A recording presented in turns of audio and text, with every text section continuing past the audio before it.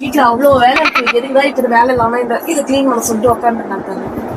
ஏன்டா அதை கிளீன் பண்ண சொல்லிட்டு இருக்க? கார் கலெக்ஷன் பண்ணலான் இருக்கேன் சரண்யா. அதனால சரி ஓகேன்னு அதெல்லாம் கிளீன் பண்ண சொன்னேன். அப்படியே ஒரு 100-150 கார் வீடு ஃபுல்லா கார் வந்து கலெக்ட் பண்ணலாம் தான் உன்னை அதை நான் கிளீன் பண்ண சொன்னேன். கிளீன் மட்டும் பண்ணு.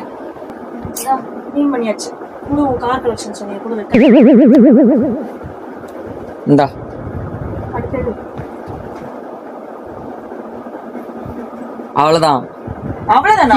அவ்வளவுதான் இந்த ஒரு காருக்காகவாடா இவ்வளவு வேலை நான் பார்க்க வச்சேன்.